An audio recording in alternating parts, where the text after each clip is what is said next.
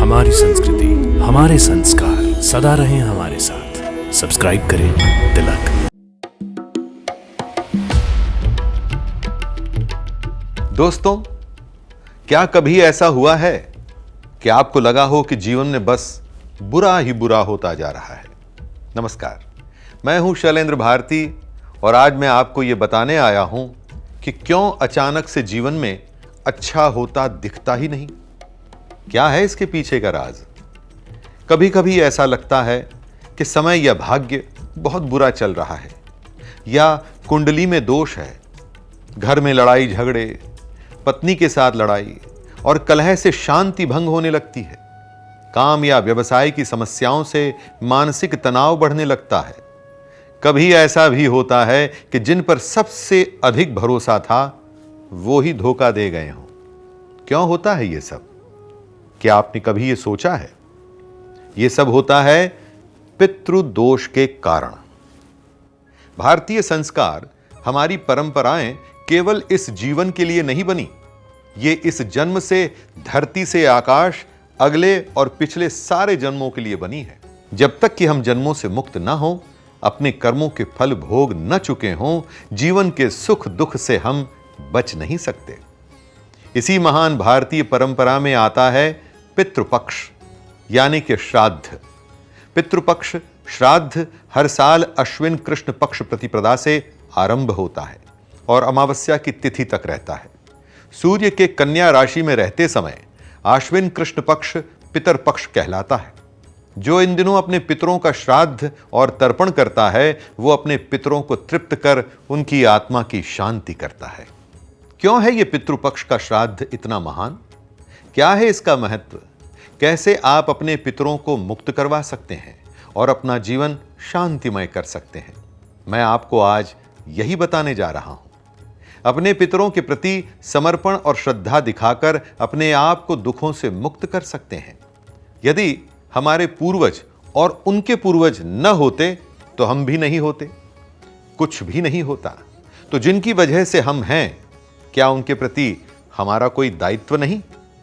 अपनी देह की मृत्यु के बाद जब वो हमें छोड़कर गए तो क्या पूरी तरह से ही चले गए, या अपने दुख और अपमान, अपनी मोह और भावनाओं के कारण वो हमसे अभी भी जुड़े हुए हैं? क्या है इसका कारण? ब्रह्म पुराण में पितृपक्ष को लेकर पूरी जानकारी दी गई है। पितृपक्ष के समय में यमराज आत्मा को मुक्त कर देते हैं ताकि ये आत्माएं अपने परिजन, अपने रिश्तेदारों के बीच 15 दिनों तक रहकर श्राद्ध तर्पण का अन्न जल इत्यादि ग्रहण कर तृप्त हो सकें। जन्मों जन्मों का बंधन जो हमारे पितरों के साथ है, एक जीवन में खत्म नहीं हो सकता। इसीलिए पितृपक्ष के श्राद्ध में हम अपने पूर्वजों अर्थात पुरखों को याद करते हैं। संस्कार और नियम के अनुसार दान पुण्य और पूजा पाठ करके श्राद्ध करते हैं। उन्हें जल और अन्न देते हैं। इसलिए देते हैं कि वो हमारी भूलों को भूल करके हमें आशीर्वाद दें। सनातन धर्म कहता है कि ईश्वर एक है, लेकिन पितृ कई होते हैं। मृत्यु के बाद स्वाभाविक है कि ये पितृ हमें दिखते नहीं, पर अदृश्य रूप से कहीं न कहीं ये हमारी दुनिया के किसी आभा मंडल में उपस्थित रहते हैं। वहीं से ये हमारी सहायता करते हैं। मान्यता है कि मृत्यु के बाद यदि पूरी विधि से श्राद्ध न किया जाए तो मरने वाले की आत्मा की मुक्ति नहीं होती। अकाल अथवा बिना समय मृत्यु में भी ऐसा ही होता है। जो आत्मा इस जगत और उस जगत, धरती और आकाश के बीच में कहीं रह जाती है, पितृपक्ष में उस आत्मा के लिए श्राद्ध करने का यही सबसे बड़ा कारण है। इससे आत्मा को मुक्ति मिलती है और हमारे पूर्वजों के प्रति आभार और सम्मान का भाव प्रकट होता है। यह हमारा पहला जन्म नहीं। जी हां दोस्तों, यह हमारा पहला जन्म नहीं है। हम कई जन्मों से उनसे बंधे हुए हैं। यदि कहीं किसी पितृ के सम्मान या उसके प्रति पूजा में कोई कमी रह गई हो तो उसे ही पितृदोष के रूप में हम अपने इस जीवन में झेलते रहते हैं। अकाल मृत्यु के बाद भी न जाने कितनी ही पीढ़ियों को पितृदोष का दुख झेलना पड़ता है। कुंडली में आया पितृदोष भी यही कहलाता है। सनातन धर्म में इस दोष को बहुत बड़ा माना गया है। कहते हैं कि इस दोष के कारण कई दुखों को झेलना पड़ता है, जैसे कि संतान का न होना, नौकरी या काम में नुकसान उठाना, घर में हमेशा झगड़े की स्थिति रहना, कोई न कोई बीमारी या परेशानी का होते रहना या फिर विवाह न होना इत्यादि। और ये सब दोष दूर होते हैं पितृश्राद्ध से। पितृपक्ष के पूरे 15 दिन पूर्णिमा से अमावस्या तक हर दिन के श्राद्ध का अपना महत्व होता है। कई ऐसे पवित्र स्थान हैं जहां पितरों के प्रति विधिवत मुक्ति कर्म किए जाते हैं, जैसे हरिद्वार, उज्जैन या काशी इत्यादि। वैसे विष्णु पुराण में गया जी को उत्तम माना गया है।